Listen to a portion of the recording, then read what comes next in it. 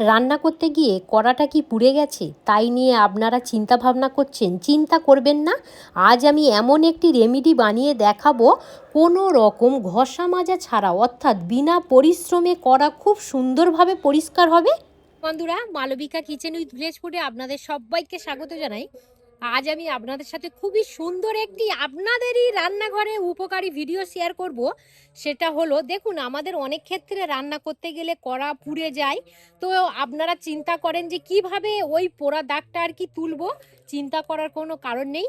ঘষা মাজা ছাড়া একদম পুরো বিনা পরিশ্রমে পোড়া করার দাগ খুব সুন্দরভাবে তুলে নিতে পারবেন। আর যেসব উপকরণ দেব, আমার রান্নাঘরে থাকাই উপকরণ দিয়ে এই রেমেডিটা বানাবো। চলুন এবার কিভাবে তৈরি করি দেখে নেবেন।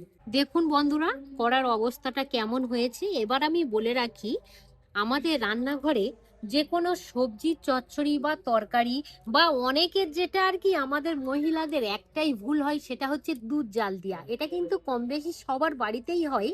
কি করি, দুধ জাল দিতে সময় লাগে। তো আমরা রান্নাঘর থেকে যখনই বেরিয়ে আসি আর আমাদের মাথাতে মনে থাকে না যে রান্নাঘরে গ্যাস ওভেনের উপর দুধ জাল দেওয়া হচ্ছে। বাড়িতে আরো ঘরে অন্যান্য কাজ করছি, কখন মনে পড়ছে যখনই দুধটা আর কি একদম পুরো চুয়ে গিয়ে যে একটা বিকট চোয়া গন্ধ যখনই নাকের মধ্যে আসবে, তখনই মনে হবে এরে বাবা, আমি তো দুধ তো রান্নাঘরে বসিয়ে দিয়ে এসেছিলাম। তো এখানে কড়া যদি তরি তরকারি পুড়ে যায় বা দুধ যদি পুড়ে যায়, তাহলে আপনারা কিন্তু চিন্তা করবেন না।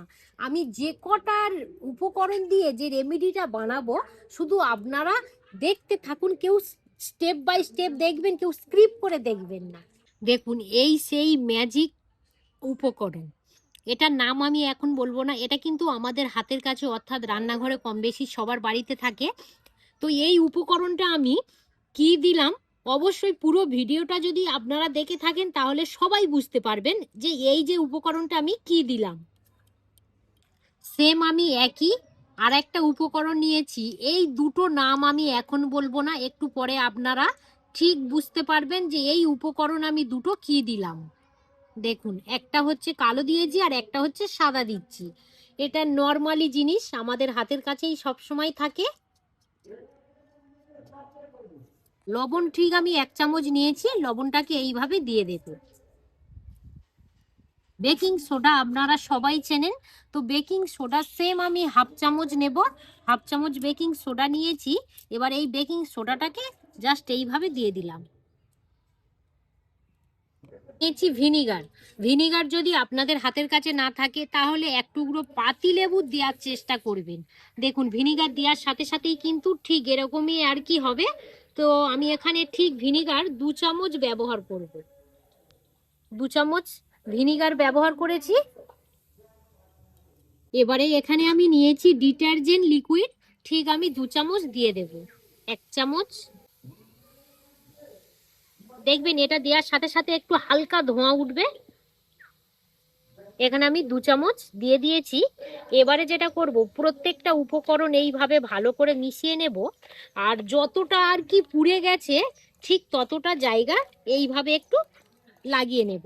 মানে জায়গাটা একটু নরম করতে হবে। তো এইভাবে ভালো করে নিয়ে নিয়ে আমি 5 থেকে 6 মিনিট একটু অপেক্ষা করব। আমি বলে রাখি, ঠিক আমি 5 মিনিটের মতো রেখেছি। তো 5 মিনিট কিন্তু আপনারা অবশ্যই রাখবেন, কারণ ওই যে পোড়া অংশগুলো একটু নরম হতে সময় লাগে।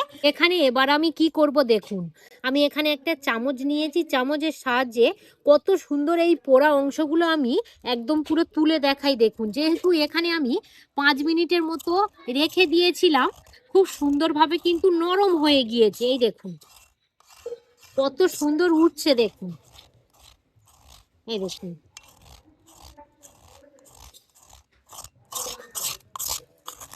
কত সুন্দরভাবে উঠে যাচ্ছে। দেখুন, আর আমি যে কটা উপকরণ দিয়েছি সে কটা আপনারা একটু দেওয়ার চেষ্টা করবেন। কতটা অংশ আর কি পোড়াটা আমার জাস্ট এখানে সেকেন্ডের মধ্যে কিন্তু কাজ হয়ে গেল। আমরা যদি এই উপকরণগুলো না দিয়ে, যদি আমরা শুধু সাবান দিয়ে আর একটা স্কচব্রাইট দিয়ে যদি আর কি ঘষা মাজা করি, অনেকটা সময় লেগে যাবে। মিনিটের কাজ আপনাদের কিন্তু ঘন্টায় লেগে যাবে। আর পোড়াগুলো তুলতে আপনাদের কষ্ট হবে। আমি শুধু একটা চামচের সাহায্যে কত পোড়া অংশগুলো তুলে নিলাম, আপনারা তো দেখেই বুঝতে পারলেন। তো এবারে বাদবাকি যেটা আছে এটাও তুলে নেব কত সহজে, দেখুন বন্ধুরা। আমি কিন্তু এখনো পর্যন্ত এখানে স্কচব্রাইটের জালি ব্যবহার করিনি। যদি জালিটা ব্যবহার করতে হয় লাস্টের দিকে অবশ্যই করব। তো এখন হাত দিয়েই আর কি করে নিচ্ছি। কত সুন্দর একদম পুরো পরিষ্কার হয়ে যাচ্ছে, এই দেখুন, বিনা পরিশ্রমে কিন্তু।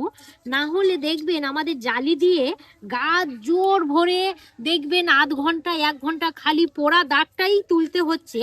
কত সুন্দরভাবে উঠে যাচ্ছে শুধু দেখুন। এখানে কিন্তু দুটো যে উপকরণ দিয়েছি প্রথমে, সেই দুটো উপকরণের জন্যই কিন্তু পোড়া দাগটা খুব সুন্দরভাবে স্পিডে উঠে যাচ্ছে। ঘন্টার কাজ সেকেন্ডে করে নিতে পারবেন। তো এবারে দেখাবো আস্তে আস্তে কত সুন্দর কড়াটা পরিষ্কার হচ্ছে, দেখুন। এই দেখুন, এবার দেখাবো কত সুন্দর পরিষ্কার হচ্ছে শুধু দেখুন। আর এই দেখুন এখানে আরো একটু বাকি আছে, আমি বলছিলাম এগুলো একটু আস্তে আস্তেই হবে। এই দেখুন কতটা উঠে গেছে, দেখুন নোংরাটা কতটা উঠে গেছে। করার অবস্থাটা কেমন ছিল আপনারা তো জানেন এবং দেখেছেন। আর এই পরিস্থিতিতে কড়াটার অবস্থা দেখুন অনেকটাই কিন্তু ফিরে এসছে, আর অল্প বাকি আছে। এই দেখুন, এসে আমি আরো 1 চামচ ডিটারজেন্ট দিয়ে দেব। আরো 1 চামচ আমি ডিটারজেন্ট দিয়ে দিলাম। এখানে কিন্তু আমি এবারে স্কচব্রাইটটা নিয়ে নেব। এটা আপনারা নিতে পারেন বা নাও বা নিতে পারেন। এবারে এইভাবে একটু হালকা হাতে ঘষা দেব করে আমি স্কচব্রাইট দিয়ে হালকা হাতে আমি পরিষ্কার করে নিয়েছি। আর এখানে আপনাদের দেখানোর তারে একটা কাপড় ব্যবহার করছি, কত সুন্দরভাবে এই দেখুন উঠে গেল, দেখুন। এই দেখুন, আপনারা তো দেখেই বুঝতে পারলেন। এবার কড়াটা দেখাবো। এই দেখুন, আপনাদের লাইভ দেখালাম কত সুন্দর পরিষ্কার হলো, আপনারা তো দেখেই বুঝতে পারলেন। এবারে ফাইনালি জল দিয়ে এইভাবে ধুয়ে নেব। এই দেখুন কত সুন্দর কড়াটা একদম পুরো পরিষ্কার হয়ে গেল, দেখুন। এই দেখুন, আমি জলটা ফেলে দিই।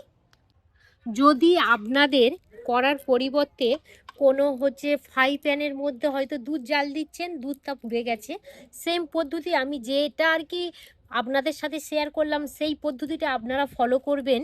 তাতে কিন্তু কড়া বলুন, সসপ্যান বলুন, ফ্রাই প্যান বলুন, যাই বলুন না কেন, কোনো স্টিলের বাটি, অ্যালুমিনিয়ামের বাটি যদি পুড়ে যায়, তাহলে সেম করার মতো এই রকম পদ্ধতিটা করে নেবেন, খুব সুন্দরভাবে পোড়া দাগ উঠে যাবে।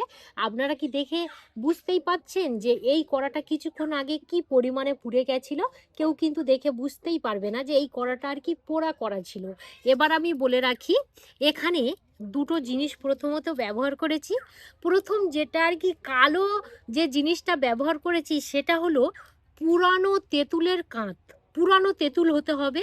আপনারা তো কালারটা দেখে বুঝতেই পেরেছেন, একদম পুরো নিঝুম কালো হয়ে গেছে। যদি আপনাদের হাতে 1 ফোঁটা পুরানো তেঁতুল থাকে, একটু জল দিয়ে কাঁচটা রেডি করে নেবেন। আর দ্বিতীয় যে উপকরণটা দিয়েছি সেটা হলো চুনের পাউডার। আমরা যে চুন পান দিয়ে সাজিয়ে খাই, সেই চুন কিন্তু বাজারে আপনারা 5 টাকার প্যাকেট কিনতে পাবেন ঠিক এত বড়। তাহলে সেই লিকুইডটাও দিতে পারেন বা চুন পাউডারও পাওয়া যায়, সেখানেও অল্প জল দিয়ে 1 চামচ দিয়ে দেবেন। তাহলে আপনাদের দুটো উপকরণ যা যা দিয়েছি শেয়ার করলাম, প্রথম হলো পুরানো তেঁতুলের কাঁচ, আর দ্বিতীয়ত হলো চুনের পাউডার। তো যাই হোক, আপনারা বাড়িতে অবশ্যই ট্রাই করবেন, খুব সুন্দরভাবে কিন্তু রেজাল্ট পাবেন। আমি তো একদম পুরো লাইভ দেখিয়ে দিলাম আপনাদের সাথে। তো ভিডিওটা অনেকটাই বড় হয়ে যাচ্ছে, আর আমি বেশি বড় করতে চাইছি না। যদি আপনারা ইউটিউব থেকে দেখে থাকেন, বেশি বেশি করে লাইক শেয়ার করবেন। আর মালবিকা রান্নাঘর ফেসবুক পেজ থেকে দেখে থাকলে পেজটা ফলো করে সাথে থাকবেন। আপনারা সবাই ভালো থাকবেন, সুস্থ থাকবেন, সাবধানে থাকবেন। আরও একটি নতুন পর্ব নিয়ে খুব তাড়াতাড়ি আবার আপনাদের সঙ্গে দেখা হচ্ছে। ততক্ষণে আপনারা আপনাদের খেয়াল রাখবেন। ধন্যবাদ জানাই।